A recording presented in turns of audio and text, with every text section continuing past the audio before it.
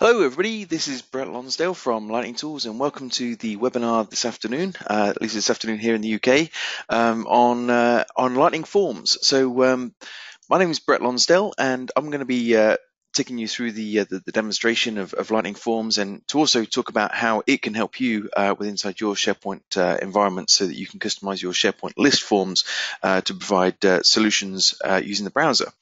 So first of all, just a quick introduction to Lightning Tools if you're not familiar with us already. So Lightning Tools was founded by myself and a former business partner, Nick Swan, back in 2007.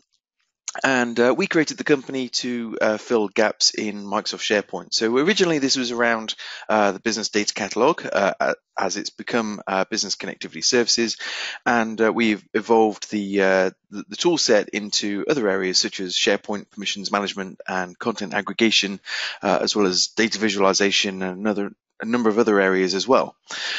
We are a Microsoft Gold certified partner, and also all of the products that we create are certified by Rencore for best coding practices.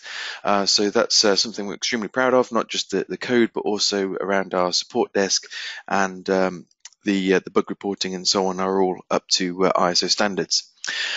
So we have a range of products that work both for SharePoint on-premises and also SharePoint Online. There's not a version of SharePoint that we don't support other than obviously SharePoint 2003, etc. But everything we produce from permissions, content aggregation, business connectivity services tooling, etc. Covers both sets of environments. And what you're going to see today doesn't matter whether you're using SharePoint on-premises or SharePoint Online. The tool is exactly the same for both environments.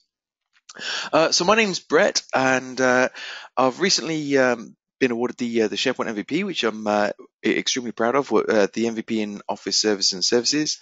I am a host on a pod show called Techsplaining. So if you haven't come across Techsplaining yet, reach out to us. If you go on to techsplaining.net, you'll be able to listen to shows where we've been talking about SharePoint and other related technologies as well. So there's a number of different episodes up there that you can begin listen to on your commute. There's also a couple of books, although fairly dated now. There's the SharePoint 2007 Business Data Catalog book that I created back then, and also the 2010 Business Connectivity Services, which is still very valid today, whether you're using SharePoint 2013 or SharePoint 2016. You'll find that BCS has not changed too much, whereas that book still makes a lot of sense. So what we're going to look at today is, first of all, we're going to have a look at the common pain points surrounding SharePoint Forms. So why would you be looking at a Forms product, basically? So we'll be discovering that, and if you have also any other pain points, then feel free to raise your hand and I'll be able to unmute you and you'll be able to discuss those as well. And we'll also have a look at what is Lightning Forms. So it's why would we consider using Lightning Forms as a form solution inside of SharePoint on-premises or also SharePoint Online. We'll have a look at what you can build, but also there'll be a demonstration on building a solution, which you'll be able to see. And towards the end, we'll also have a Q&A. So if you do have any questions, you can raise your hand, I'll unmute you, and you can ask your question then, and I'll do my best to answer. And also bear in mind that obviously this is a fairly high-level webinar, but if there's something that you have a requirement for that's a specific requirement, then we'd be more than happy to do a private demonstration as well, whether it's in our environment or your environment, and we'll be able to go through and help you build a solution that you desire. So first of all, some common pain points. Well, the most obvious one is InfoPath. The fact that InfoPath is now an aging product. It was announced quite some time ago now, back in 2014. It feels like it was just yesterday, but it was announced that the InfoPath will be deprecated, and there was less of a panic because there was actually a 7-year window before that would be deprecated. But we're over halfway before that 2013 or 2023 point now. So whilst we've got plenty of time to start migrating away from InfoPath, if we're building any new solutions, it might be worth looking into other form technologies to customize your SharePoint list forms and to build solutions inside of SharePoint. Um, Also, the look and feel of the SharePoint list forms is fairly basic, especially in the classic mode. So in the classic mode, we tend to just have a big long list of fields, which you can see on the screenshot on the right hand side here, and I'll show you that again in my browser if you need to see that more clearly.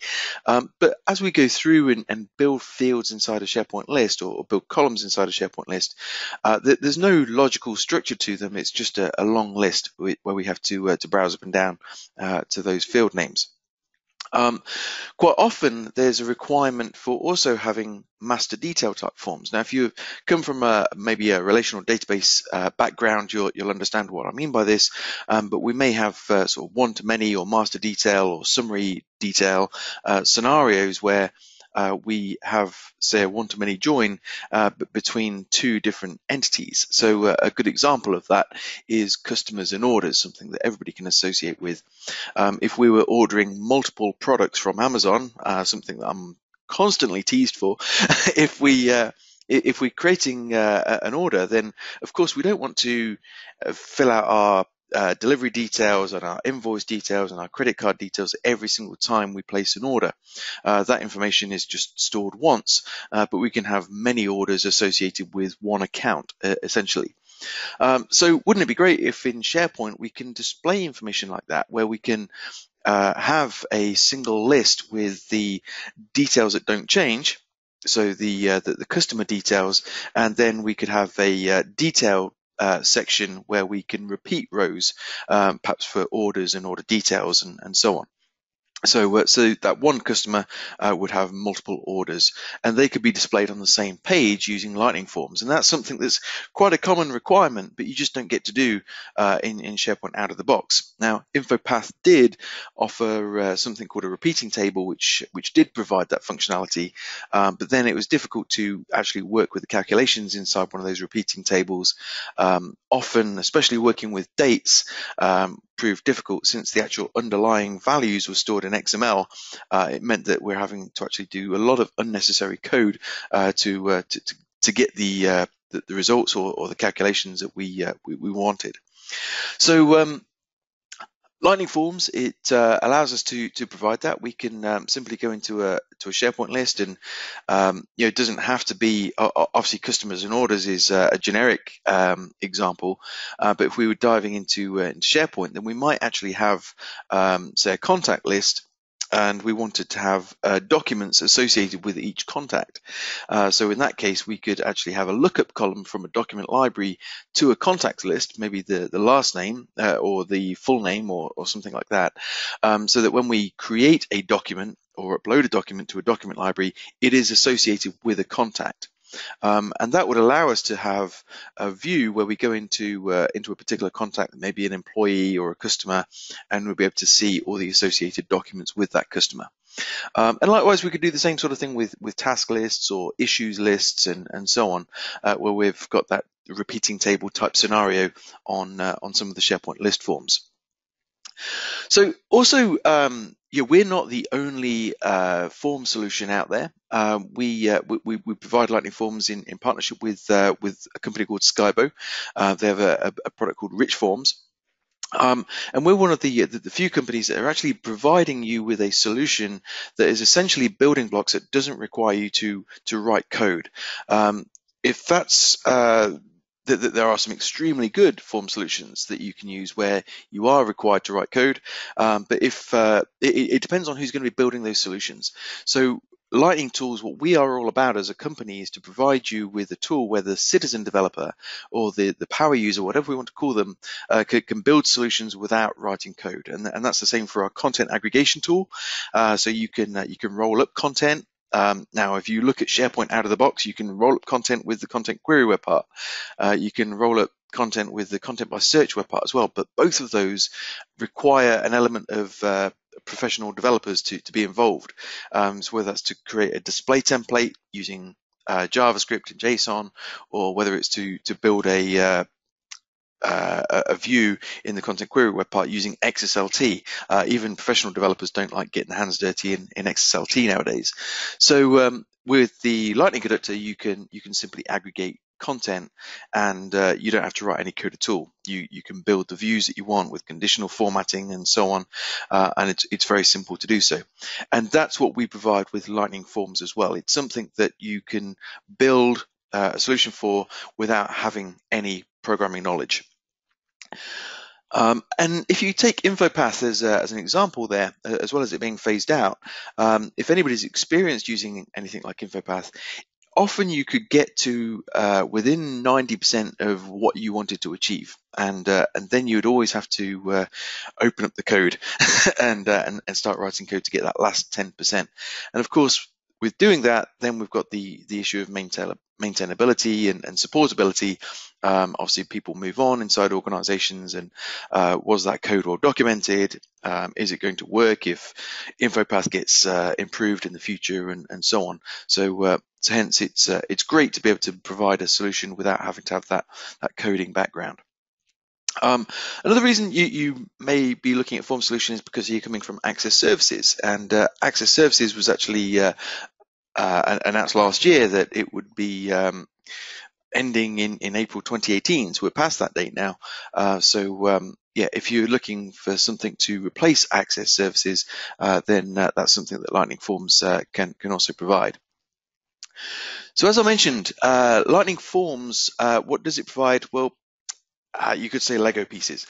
So we've got a number of different technical Lego pieces here, and obviously with those technical Lego pieces, all we need to do is assemble them to build a solution. And like I said, this doesn't just go for Lightning Forms, but actually most of the Lightning Tools suite of products. We're providing you with the pieces, if you like, to build a solution, and that's something that citizen developers can do by simply assembling these pieces to provide a solution. So the sort of solutions that you might provide is something like this. If you've been to a SharePoint trade show recently, if you're at SPC or Collab Summit in Mainz, Germany, or there was a couple of other events that we were at, you'll notice that we give away a Lego rally car.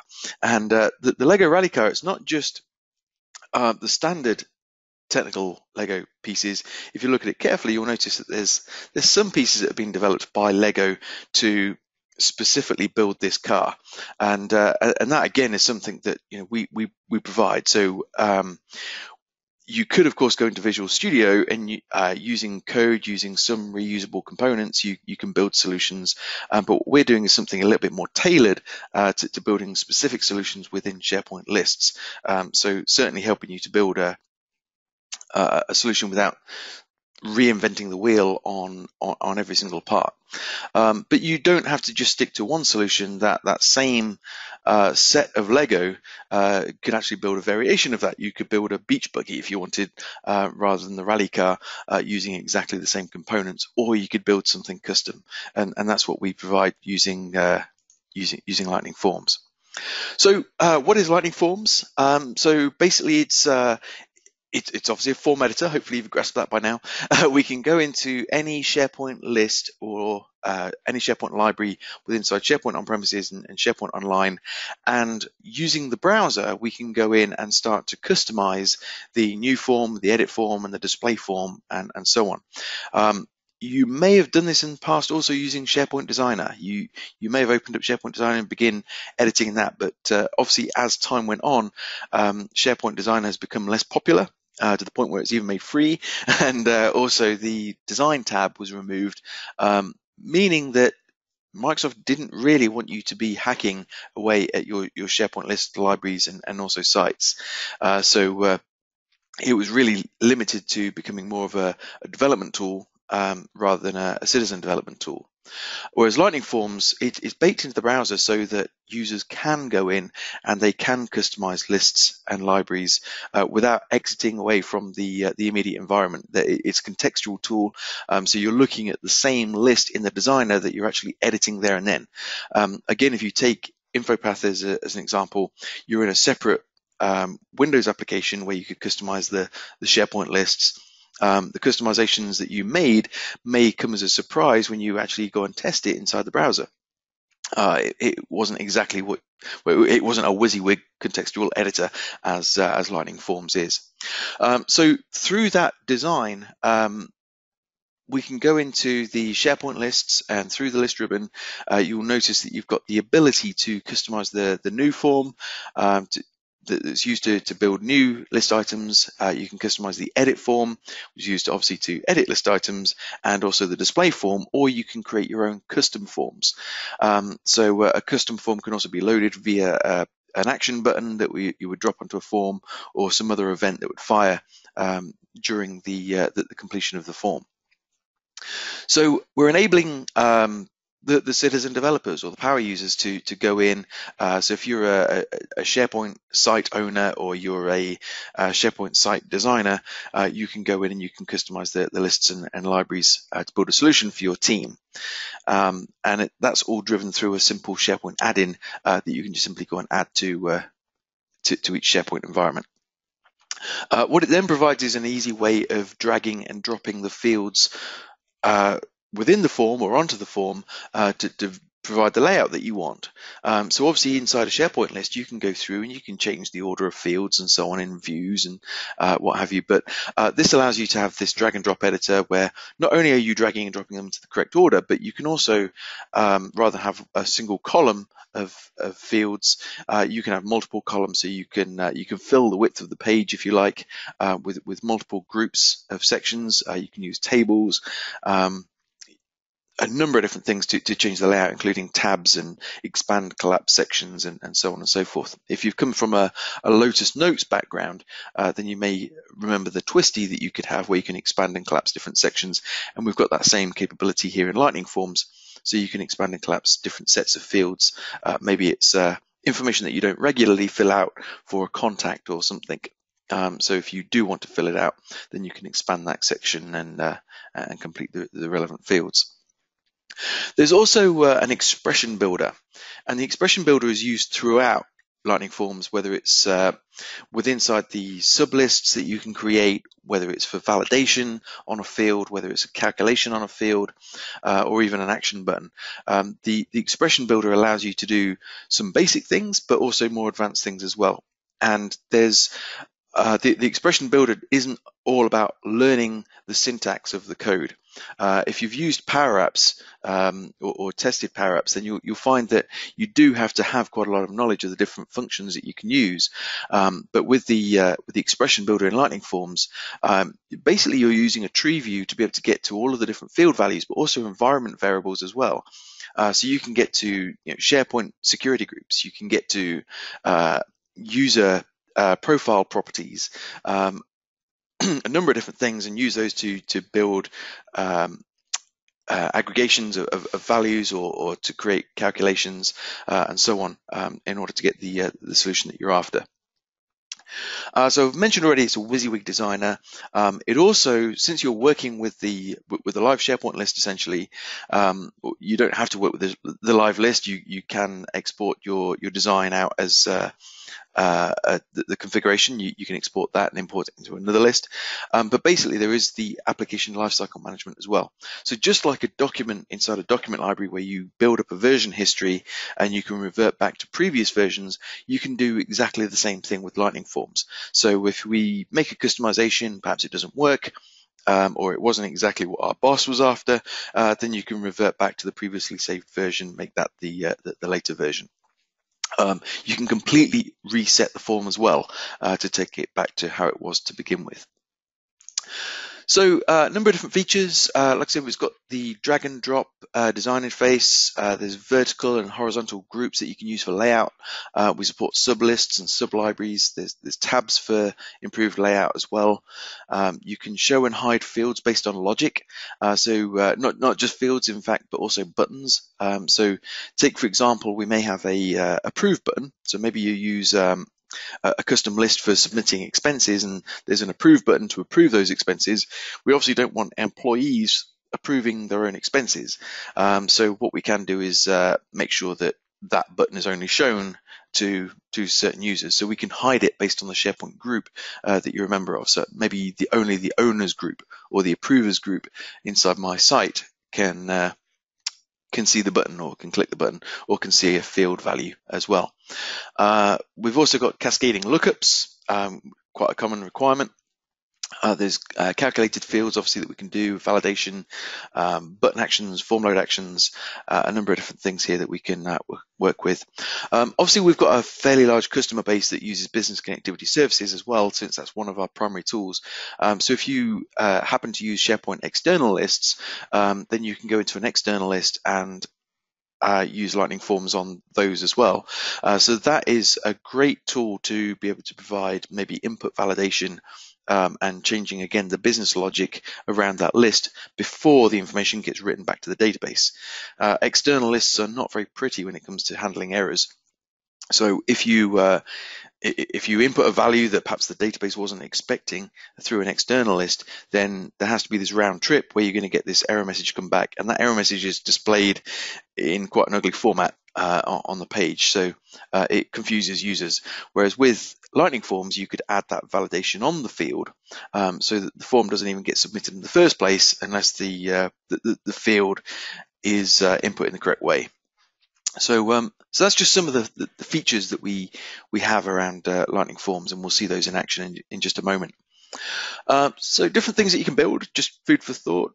You may want to build some form of expense reporting application. There's asset registers that you could build, a vacation request form, or holiday request forms, we may call it over here.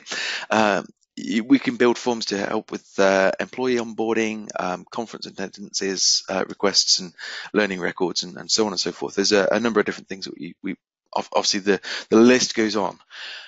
So let's have a look at what we can build in a demonstration. So here in this, basically I've got two sites.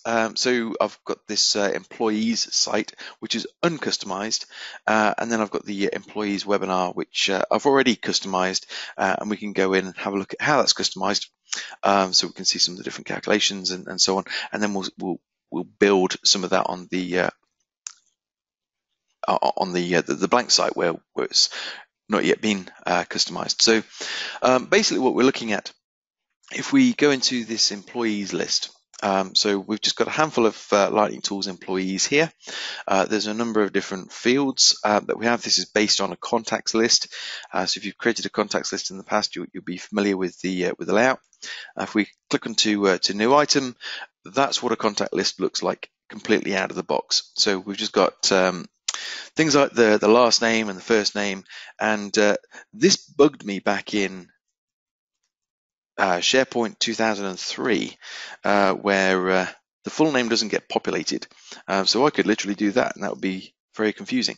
But yeah, we could fix that very easily with Lightning Forms. We can provide a calculation on the full name field, so that's automatically taking the last name, the first name, and providing a full name there. We can also make sure that the email address that you're entering is a valid email. We may want to change some of the layout so that company becomes first. Job title, maybe we don't want employees from changing their own job titles. So what we can do there is make sure that whoever creates the job title is in a particular member of a SharePoint group. So yeah, a number of different fields that we can fill out. Some of this information we may occasionally need, things like fax numbers, addresses, and so on. Or maybe you just want to have a section where it hides it from your GDPR auditors. So, sorry, that is a joke, by the way. So we could have a section that, that hides it from the GDPR auditors. Maybe you have a hidden SharePoint group somewhere that, if you're a member of that, then you see that information. We wouldn't dream of doing that. But yeah, there's a number of fields there we don't regularly fill out, things like fax numbers and so on. So we could add that into a expand collapse section, so it just gets rid of some of the clutter on the form as we're filling it out. And we've got the the total number of holidays. So that's quite important to see on the actual. If this is our employees list, the number of holidays taken by that employee would be quite nice to see here, rather than actually going to my separate list, the holidays list, which is a very straightforward custom list where it's just taking the start date, the end date, and the total days vacation you've had within that. So that again is another calculation that we can provide. So if we're choosing a start date or an end date, so we're taking a couple of weeks vacation, we would want it to calculate the number of total days taken. And if you try to do that in InfoPath, that would have been fairly complex, but you'll see how it's quite easy here in Lightning Forms. But more importantly, once I've completed all of these holiday requests, you don't want to be going into two separate lists. We don't want to go into employees and maybe then into holidays and then filter out that holidays list by name to see how many holidays each employee has taken. Likewise with certifications here. So if we're encouraging our staff to take exams, get certified into different areas, what we don't want to do is obviously go into a separate certifications list. We want that information to be shown somehow on the contacts list. So let's have a look at the end result. So this is just something I've knocked up today, just for this webinar.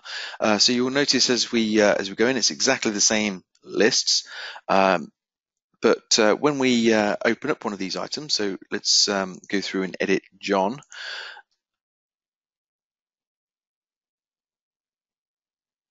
So on here, you can see we've got a completely different layout.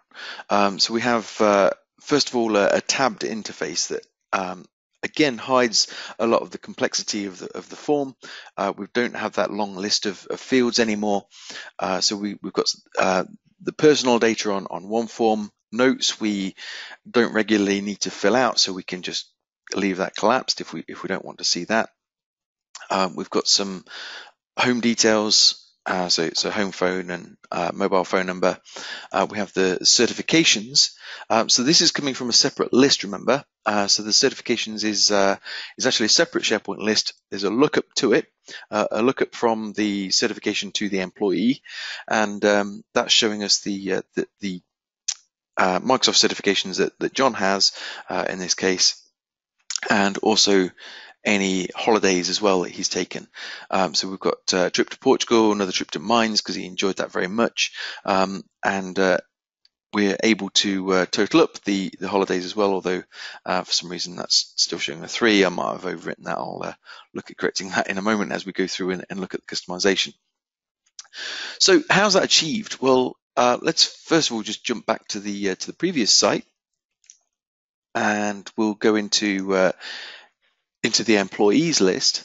And in the employees list, we can go to the list ribbon, and on that list ribbon, you're going to see the Customize an InfoPath button.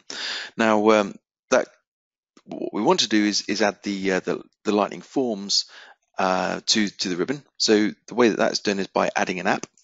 So you can basically go to the add an app, and from your organization, we can go through and select Lightning Forms, and just that, and that basically puts Lightning Forms onto your ribbon. So as we go back into employees now and click onto the list ribbon, we may just need to give that a moment, but that will pop up with the customize with Lightning Forms. So let me show you from here. So if we go back into our list, so we'll go into the employees list and onto the list ribbon. So here's the customized Lightning Forms, and you'll see that there's the 3 forms, the 3 out of the box forms that we have, the new form, the display form, and the edit form, as well as other forms that we can go through and create. So if we click onto the default new form, that will launch the form editor.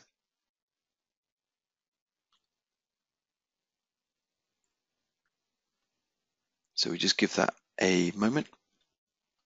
So there's the form editor, and now we can go in, like I say, within the UI. So obviously we're not in a Windows application or anything like that, or a separate site collection. We're actually within inside the form, and we can go through and start customizing it. So what I'm going to do actually is just reset this to uncustomize the form. Let's put it back to how it would be originally.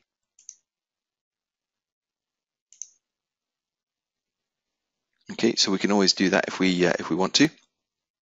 So we now have an uncustomized form. So we're back to the default. So now we want to go through and customize that new form.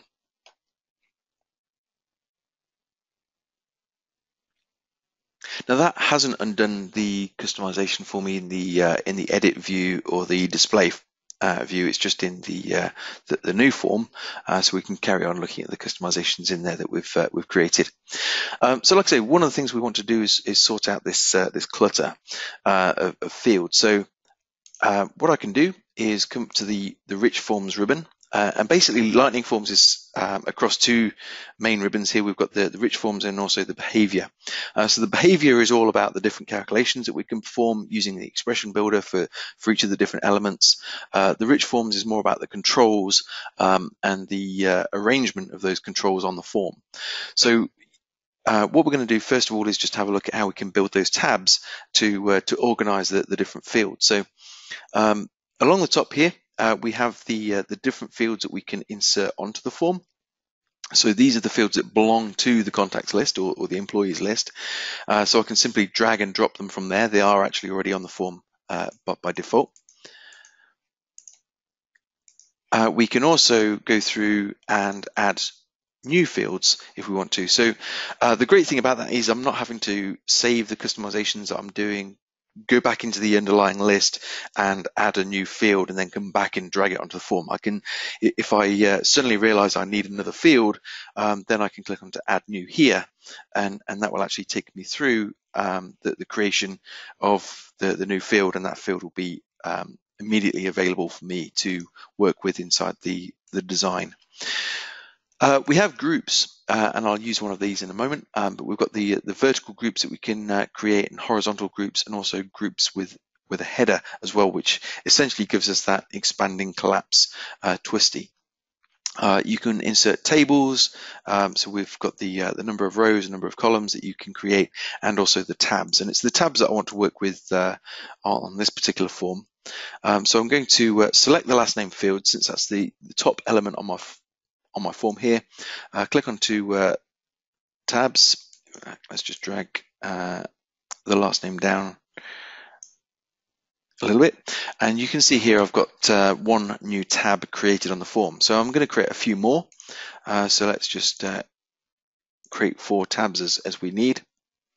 And this first tab, we're going to go through and change that label to personal details. And I'm not going to go through and do this whole thing because obviously that would be fairly boring watching me do all of that. So this particular one is going to be home or personal details.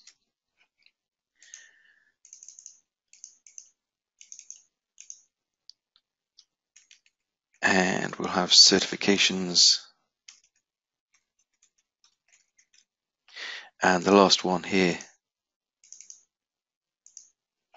is going to be holidays or vacation, whatever we want to call it. And we can go and assign images to each of the tabs as well. So on my desktop, I have a few images that we can work with. So we've got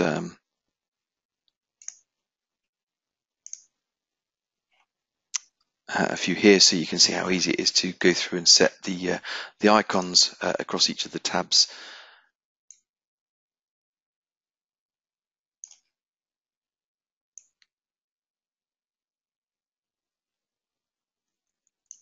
There we go. And whatnot. So we'll just do the last 2. Just take a moment.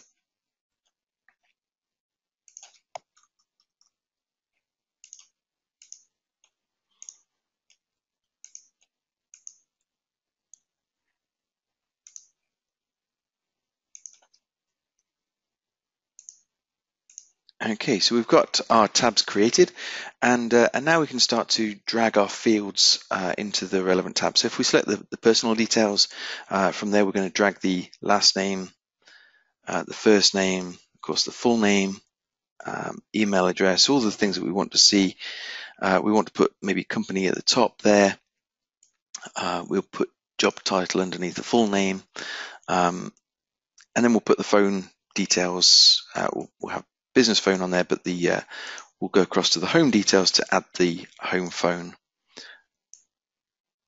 mobile number. Let's just go ahead and delete the fax because I probably won't be using that too much. Maybe I don't need to see address, city, state, zip, so we can get rid of some of these things. We'll get rid of this web page as well. So that leaves us with the notes and total number of holidays. So the total number of holidays I'm going to put underneath the vacations tab, and I think that will do us for now. I'm just also going to get rid of the attachments. We don't want to be using any attachments. So that leaves us with the notes and the photo. So what I'm going to do there is actually put those into a group. So from the rich forms, we can go to a group, and I'm going to make that a group with a header. So we've got that group with a header there. I'll just drag that across to the top of the notes section, and we'll put the notes and maybe the photo in it. And we can, of course, label that with more details or whatever we want to call it, and we've got that expanding collapsing section just here. So that's changed some of the layout quite considerably. We can also create a header. So on the rich forms area, one of the things that I could do is also create a horizontal group. So I'll drag that horizontal group up to the very top, and within inside that horizontal group, I can put a rich text box. So let's just drag that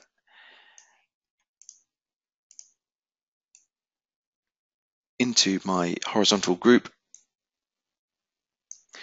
And in there we can actually do what we want. So so in there I'm actually going to work with an image that I created.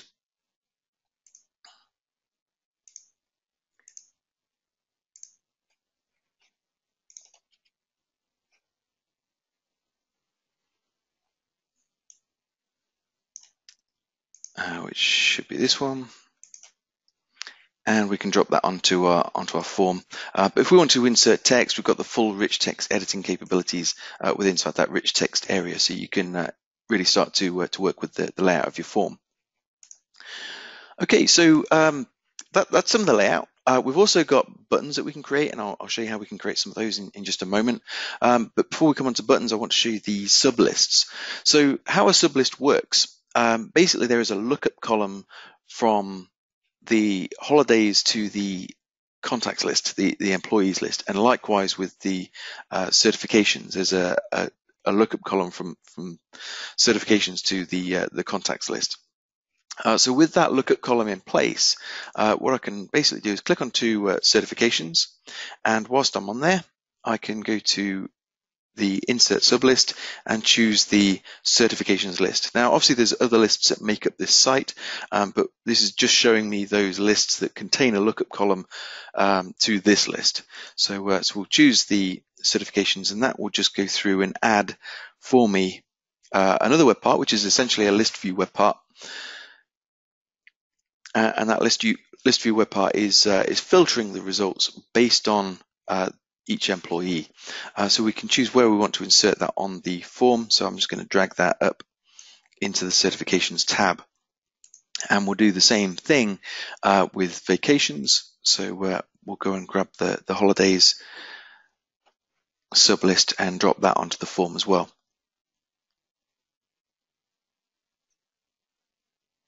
Okay, so there's our holidays list. So there's a few page refreshes whilst it does its magic, and we want that just to appear here, perhaps immediately below the total holiday days. Okay, and let's save our changes there. So we'll click onto save, and as you'll see now, when we go to click onto new item, we've got that customized layout. So we've got the personal details, the home details, we've got certifications with the sublist, and we've also got vacations on there as well. So the next thing is to start to add some of the logic that we saw, and one of those things we might want to do is total up the number of days and so on. And of course, a lot can go wrong when you're building calculations. So what I'm going to do is jump into one that we've made earlier. So I'm just going to go back into the list. Let's go back into the employees list, and from the list ribbon, we'll go into the edit form, which is actually already completed with all these calculations.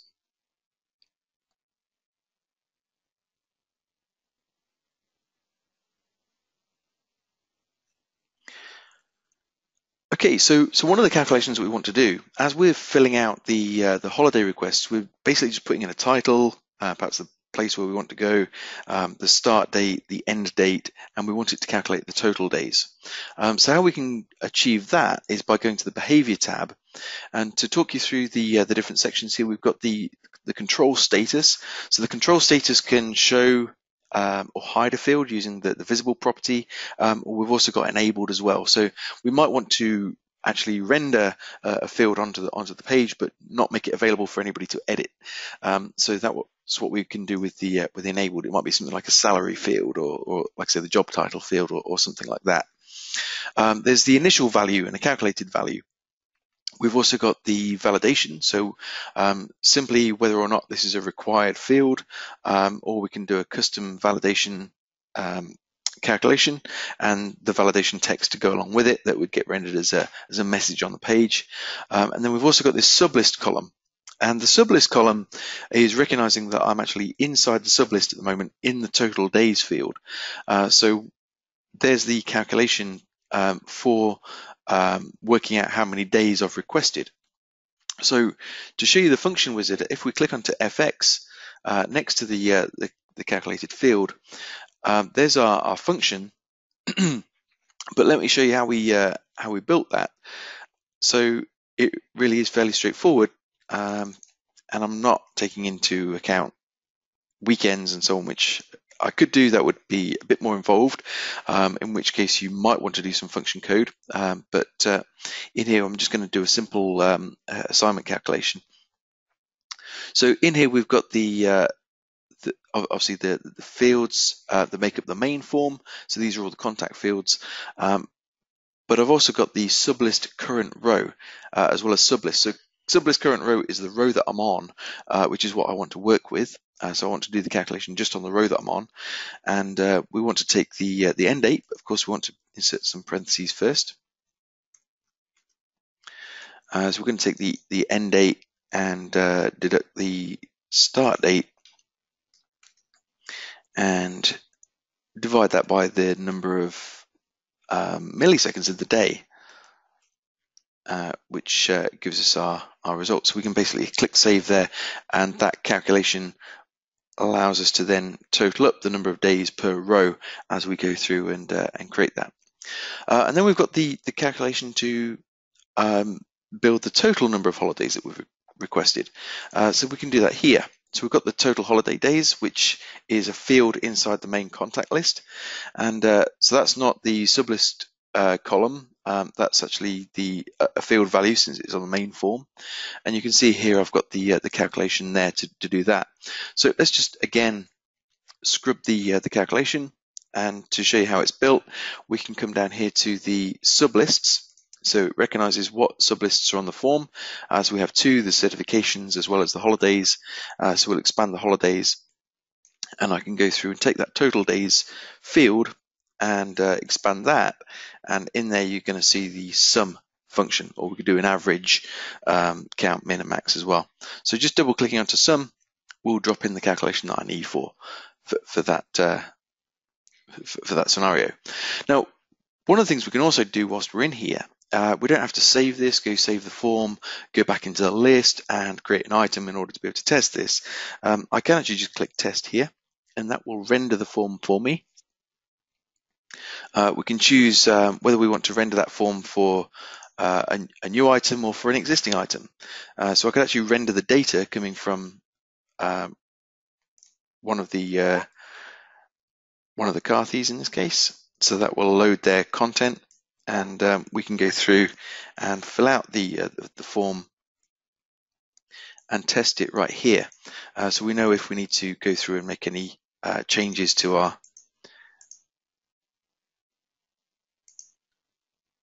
calculation, basically. So that's working out the the number of days and successfully, and we can hit save and make sure that that renders okay. So you've got the ability to test it here as well with inside the browser. Okay, so that's a couple of different calculations. If we go back to the personal data field, one thing we could do here is work with the job title. So with the job title, we can go up to the behavior tab, and you'll notice here that we can change whether that field is enabled or not based on the membership of a SharePoint group. So in here, not only can you get to each of the fields that make up the form, and you can not just get to their values, but you can also check whether that value has changed or not, and get the original value if you want to as well. But under the contextual objects, we can also get to, like I say, environment values as well. So under user, for example, we can get to all the user properties. So we've got the login name, title, email, profile, etc. And we've also got is member of group, which is exactly what we're doing here. So we're checking whether the current user is a member of the customer demonstration owners, and that would allow me to enable or disable the field on that basis. So fairly straightforward. We've got initial values and calculated values. So we could take our full name field as an example there.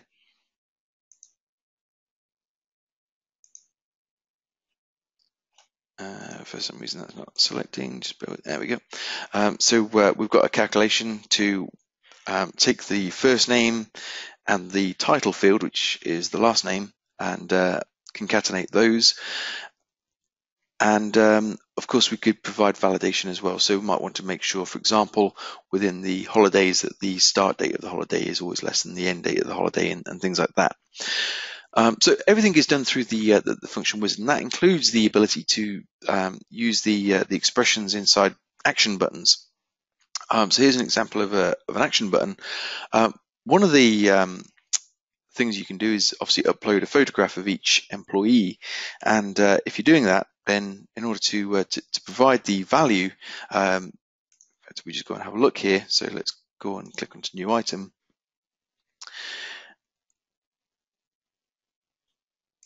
It's not in there. It's okay, trust me on this one. So when we're testing this, in a moment I'll come back to it, you will basically have to provide the URL to the image that you want to display. But that image perhaps is inside an image library, you've not uploaded it yet, and so on. So we could add an action button that allows you to upload an image and then grab the URL and put that inside the photo field. So that's what this button here is doing. We can see the different operations that it's doing on the ribbon here. So it's allowing us to upload a photograph and then displaying a message. So what we can do, let's just scrap that button and insert a new one. So we can choose some straightforward buttons like save and cancel, or we can do a button or a link with actions. And as I add a button with actions, that will bring up the actions builder. And in here we can have a string of different actions that can take place in order. So one of the first things I might want to do, for example, is just simply save the form. So I'm going to do a save form first of all. There's no conditions on that. I just want to simply save the form, and then I'm going to add another action, and that other action is going to display a message.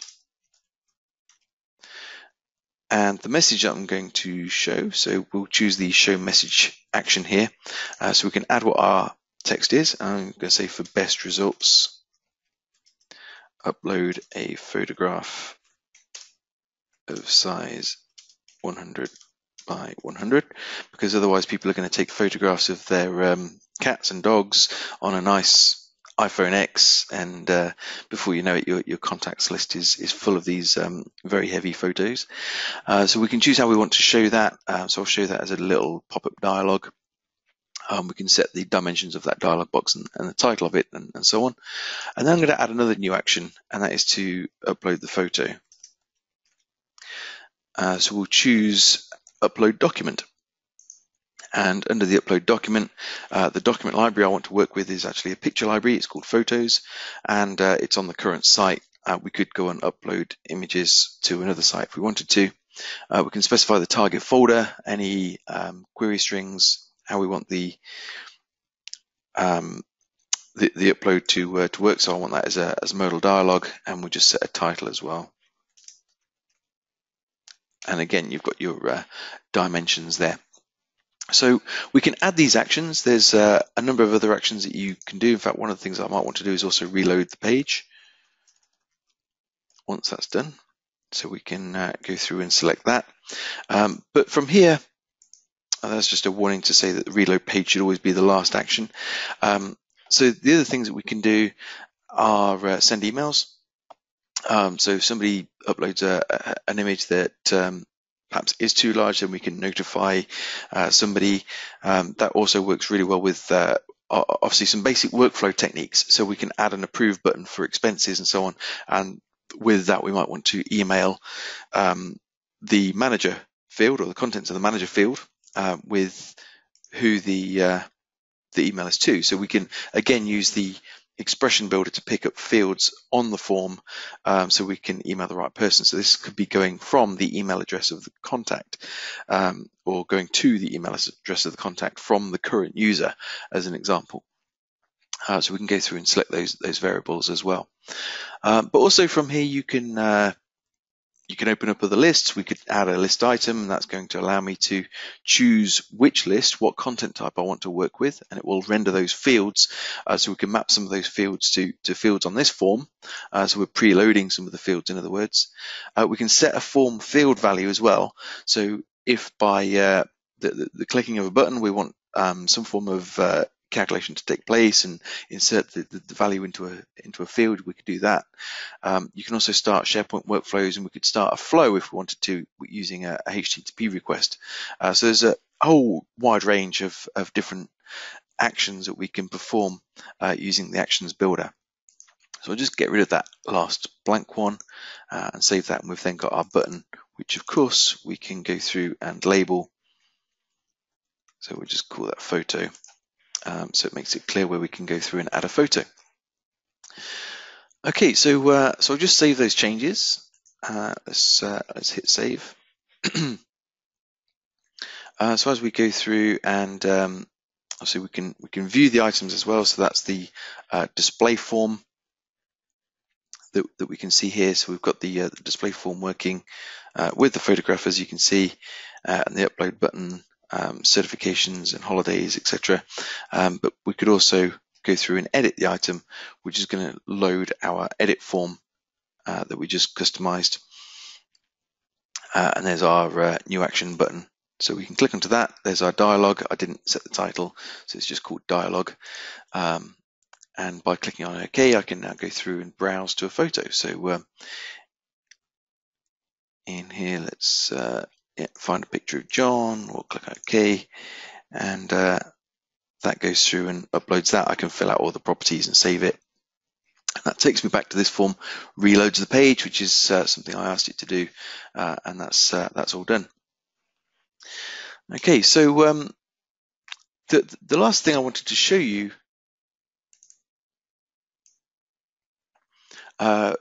another way of customizing the lists, we can just go straight into the application.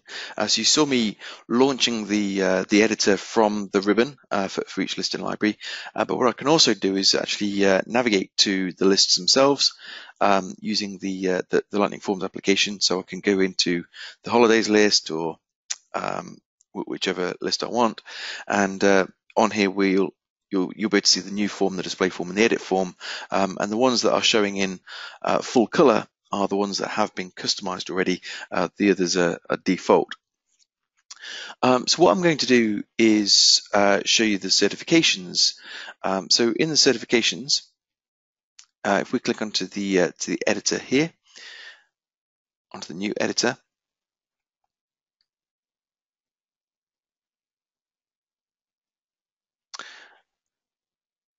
okay, that has loaded the editor for me, and we're going to go to the Behavior tab. And one of the things I want to show you on here is how we can do a cascading lookup. So I've already made the customization on this form. So once again, I'm just going to uncustomize the form. Okay, so that's uncustomized. We're now looking at a blank form, so we're going to fill out a new row. So we'll just call this Microsoft Cert. We'll choose the employee. So we'll say Brett Lonsdale, and in here there's some different certification types.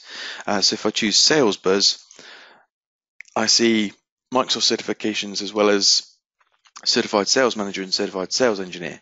If I choose Microsoft, I see the same things. It's always going to be the same list of certifications. So obviously what I want to do is, if I choose Microsoft here, I want to show the Microsoft fields. If I choose Sales Buzz, I'm going to show the sales certificates, and if I choose other, I want to see the City and Guilds one. So how that's working, I've basically got a list called Certification Lookup. So if we have a look at that, basically it's a table with two columns. So we've got the title column, whether it's Microsoft, Sales Buzz or other, and then we've got some certifications down the right hand side here. So with my certifications list, we will go in and edit the new form, which we just uncustomized.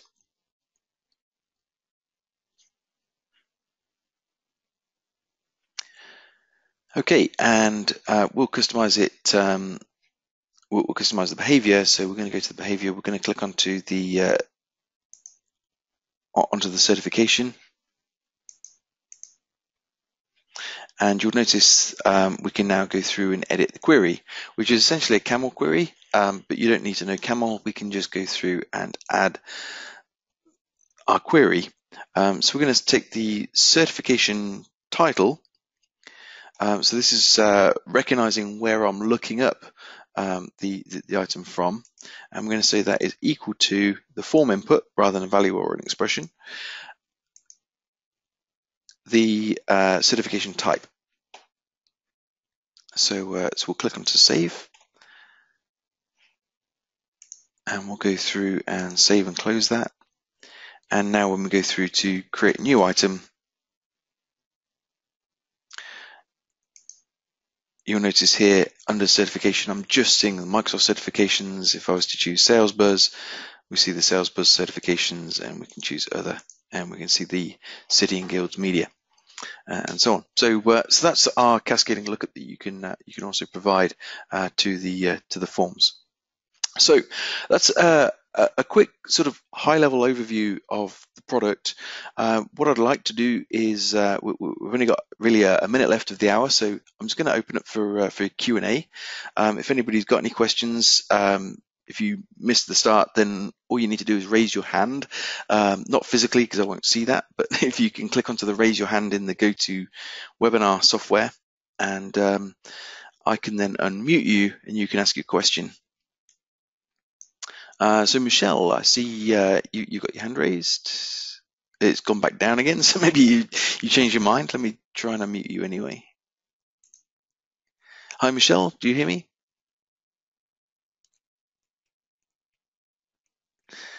No, okay, I'll assume that you raised your hand accidentally, but I will provide some contact details in a moment on the screen as well. So if you do have any questions, you can ask them via email or telephone. But yeah, I'm not actually seeing any of the raised hands. So let me pull that slide up. So on here you'll see things you can do next. So if you want to, you can obtain a trial of Lightning Forms.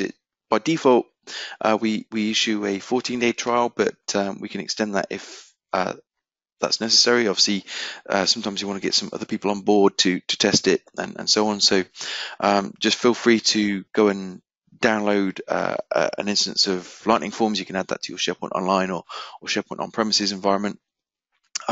If you have any questions, you can email me. So that's brett@lightningtools.com. It's brett@lightningtools.com. You can also follow us on Twitter using the Twitter account at Lightning Tools. If there's any questions around licensing, costs, or anything like that, please get in touch with our sales department. You can get in touch with those via the sales@lightningtools.com email address. And there's a QR code there as well, just in case you didn't catch the URL. So using that QR code, that will link directly to the download form. So I'll leave that up there for a moment for you to scan that, and then you can download the form. And also, I'll bring to your attention that we are running a series of webinars as well. So our next webinar is on the 21st of June, and that's for our permissions management tool, which is called DeliverPoint. So DeliverPoint can be used to both report and manage permissions inside SharePoint Online or SharePoint on premises. And essentially, again, even you don't have to be an administrator. Obviously, the way that SharePoint is designed is for site owners and site collection administrators to report and manage permissions. So we can do that in the on-prem environment. The online environment is for site collection admins only, but with it you can fully understand your permissions. You can see which external users you have, how people have been permissioned through AD groups and SharePoint groups and so on. You can delete permissions in bulk for somebody that maybe is leaving the organization, or transfer those permissions to somebody else, that sort of thing.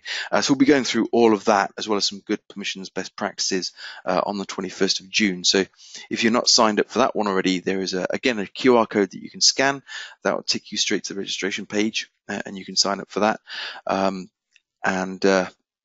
Yeah, I hope to see you on that event as well. So other than that, I'll go back to the previous slide. So you've got the download link, and I'll leave it there. Thank you very much for joining, and I hope you enjoyed the webinar.